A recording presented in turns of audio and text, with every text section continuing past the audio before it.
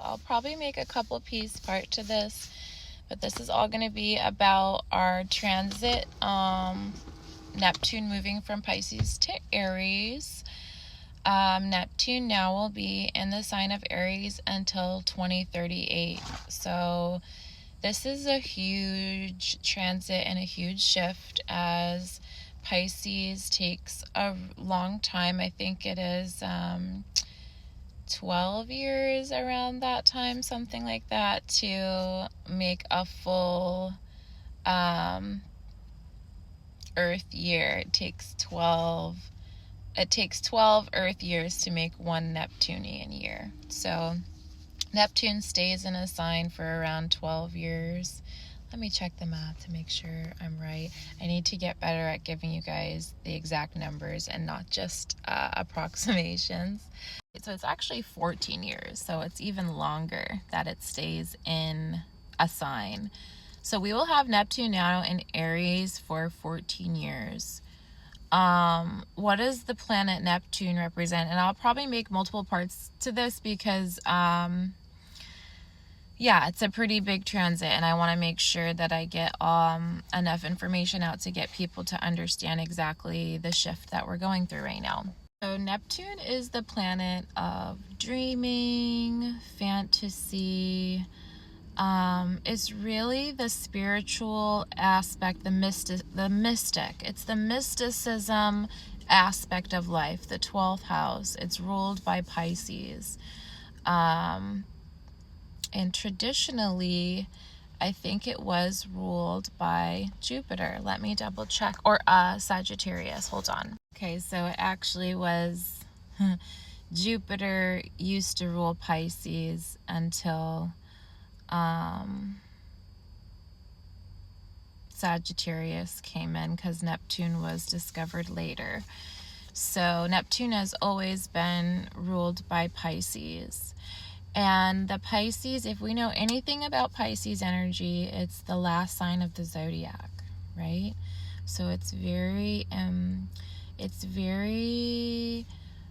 much collecting all, it has a little piece from every single sign of the zodiac, as it is the last. Every sign, the more you go in, every sign takes a piece or a wisdom from the sign before it. So Pisces, being the last sign of the zodiac, teaches us wisdom embodies wisdom from all of the signs. So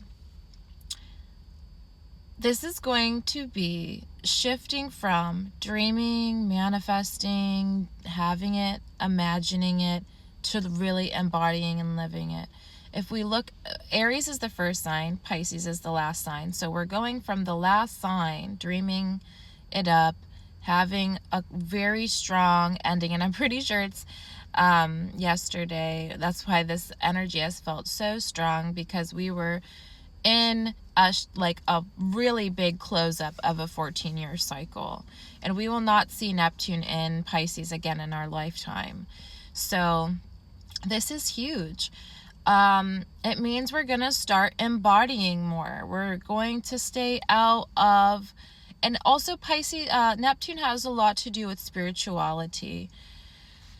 Saturn is in Pisces as well until February 17th, I think it is, of this year. And then Saturn also goes in Aries. So we have a lot of endings, beginnings. If you've been listening to me for a while, you know I've been talking about that. We have a lot of endings, beginning phases going on right now. Also, if we look at the last time Neptune was in Aries, Civil War, I believe, a lot of war timeline. So it has a lot to do with the collective doing its best to unify. And when that happens, unfortunately, a lot of war timeline can be presented. And it is unfortunate, but that's what happens when things are getting outdated, new things are coming in. We close up cycles that are no longer serving us, and not everyone all the time has an easy time with endings, and they will fight to the death to not end, even though it's inevitable, right? So Neptune moving into Aries is really going to call in a lot of boldness as far as spirituality goes, spiritual wisdom, prophecy. It's really going to we're going from a water sign to a fire sign. So this is calling in a lot of direct action, physicality, like right in our 3D reality versus in our dreams, versus in our daydreams, versus in our mind, versus in our spirit. It's going to be something that is tangible and able to be seen and felt and more in front of us and more direct. This is why we're seeing so much war timelines around, because this energy is really in our face right now. We are really being presented with what is wrong, what is going on that is wrong, and we're not going to be able to delude away from it in a Piscean way. Escapism, you know, Pisces is all about escapism and escaping, you know, to create something else and kind of ignoring the problems, and creating a different world to get out of that. Aries is not going to put up with that. Aries is going to make sure that we have all of this in front of our faces, and very boldly, very directly at that. So this is why we will have a lot of timelines that kind of seem warring. And all it really is people that are at war with themselves. The people that are at war with themselves are going to be more on the war timelines. Because when one person's at war with themselves in one way, and then another person's at war with themselves in another way, that's going to create clashing. Whereas if we are unified in our being, and we are peaceful, and we've come to a state of union within ourselves, we're not going to be on the timelines of war. Okay?